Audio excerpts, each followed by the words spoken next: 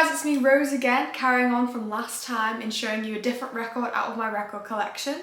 So today's one is an album that is particularly special to me and a lot of other people. It is the MC5's debut album, Kick Out the Jams.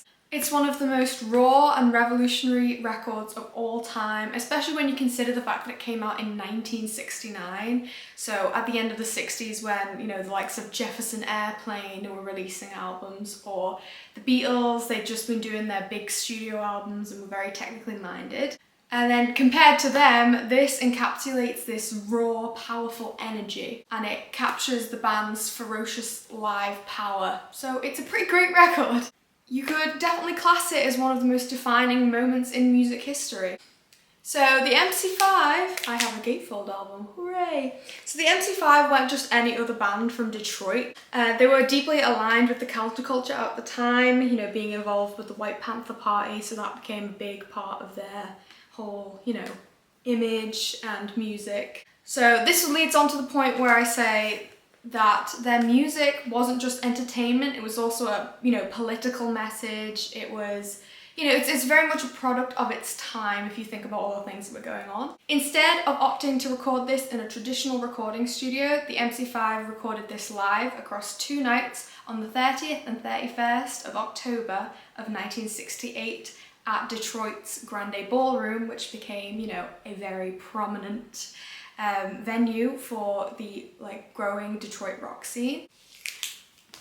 So the band, led by vocalist Rob Tyner, guitarists Wayne Kramer, Fred Sonic Smith, drummer Dennis Machine Gun Thompson, and the bassist Michael Davis, wanted to capture their raw live sound and intensity, so they did that.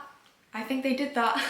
But this decision obviously had its downsides. There is, you know, of classic live records, there is certain elements of sloppiness and a little bit of lack of cohesion in certain songs, which I'll get to later. So it's definitely a bit rough around the edges, but hey, it's the MC5. I mean, what do you expect? So it's definitely unfiltered, unapologetic, and unpredictable. So the MC5 were a powerhouse live. I mean, I wasn't there to experience it, but from, you know, hearing this record and seeing footage, I could definitely believe that. And each member brought something unique to the mix. So Rob Tyner's voice was pure energy, and he didn't just sing, he was almost like a, you know, a rally crier.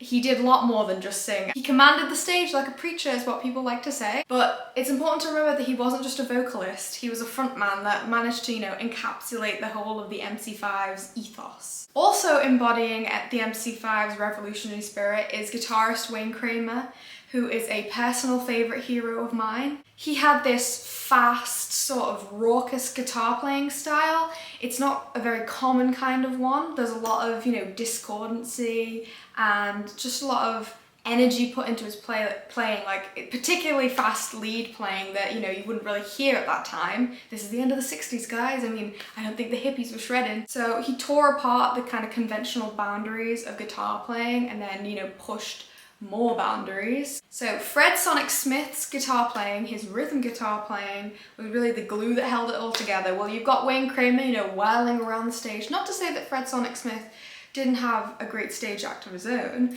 but while Wayne was whirling around playing these crazy solos, he really held it down, but in a very raw power way. You know, you could credit him for creating that proper buzzsaw sort of proto-punk sound that you associate with the MC5. So he provided the backbone and gave Wayne Kramer the ability to just go wild, which, you know, I respect him for that. And then next is, they don't call him Machine Gun for nothing, is Dennis Thompson, amazing drummer, one of the most, I think, underrated drummers of all time. You know, those snare fills, that's why they call him Machine Gun Thompson, those proper amazing snare fills. As a non-drummer, I try hard to wrap my head around it, but really was fantastic.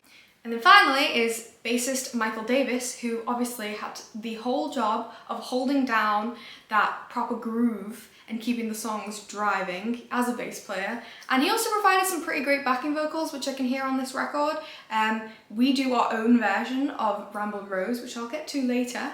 And, you know, I had a fun time trying to replicate those backing vocals. So What is great about this album? First, it's definitely the sheer energy. I know I keep saying this, I sound like a broken record, but seriously, this is a powerful album.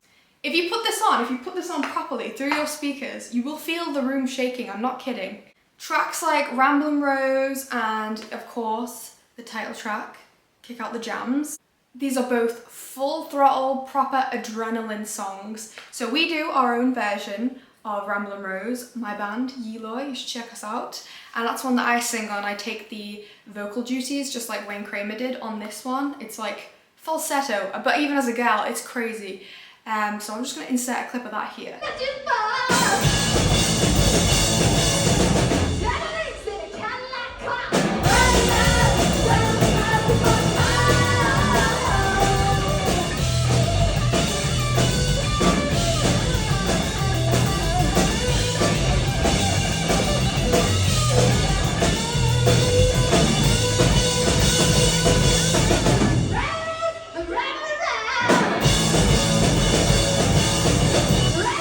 So those are full throttle pumping rockers, if you can tell. So the opening line of the song Kick Out the Jams, I just thought I'd get onto this, had them banned from certain chains of record stores and eventually from their label Elektra, just because it was controversial. I'll let you look that up because I'm not going to insert it. But it was definitely a rallying cry, and you know, it emphasized the whole rebellion thing because, again, this is the late 60s.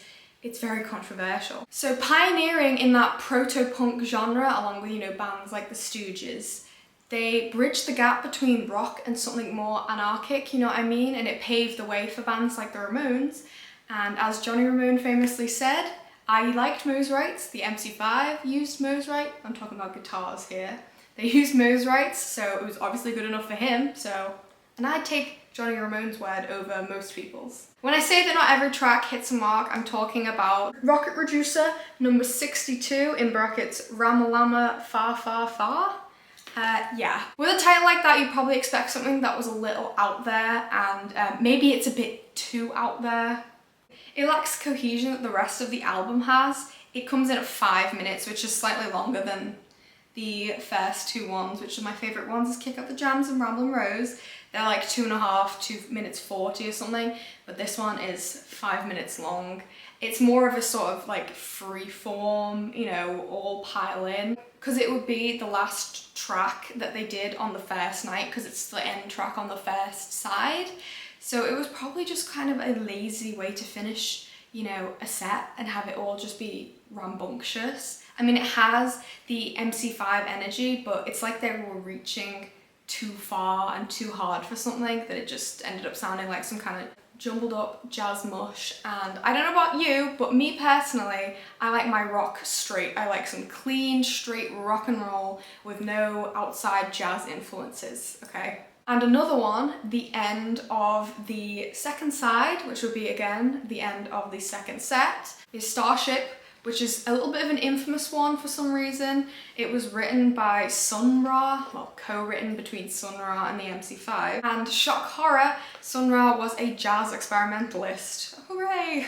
Not. This track is just chaotic. It's 8 minutes of free-form, like, guitar feedback, all sorts of noise, like scripture readings. I don't need a spoken word segment in a rock song, okay? I mean, especially not in a live one. Come on, get on with it. And even as a hardcore fan like myself, it's more of an endurance test, like, than an actual song for me. I don't need a test of patience. I want to hear some rock and roll, you know what I mean? So that is one of the downsides of this album, is that even though it shows the adventurous and creative side of the MC5, it shows that they kind of, you know, had a tendency to try and be a bit too ambitious.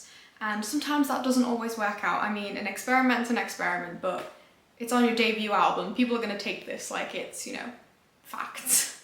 But it does highlight the other songs, which are way tighter, way more powerful, and so brings a good emphasis to them. So I guess it works both ways. So where does Kick Out the Jams stand today? So the album captures the band at their rawest, you know, a band that didn't care about commercial success or radio play. They cared more about creating a sort of revolution in music and, you know, changing music, which I'm pretty certain that they do. Okay, sure, there are rough spots, but not every experiment works. But when the album hits, it hits hard. I mean, you need to grab yourself a copy of this and play it on your record player or, you know, through any streaming service. They 100% paved the way for many other genres, you know, that proto-punk, punk itself, garage. I'm pretty sure that grunge learnt a few things from this album in particular. So it is definitely a historical piece and a pivotal moment in rock history. So if you've never heard it, give it a listen. It isn't polished rock and roll, it's a full-on sonic assault. So thank you for watching. Hit the subscribe button. I'll do more of these, and don't forget to check out Eloy. See you next time.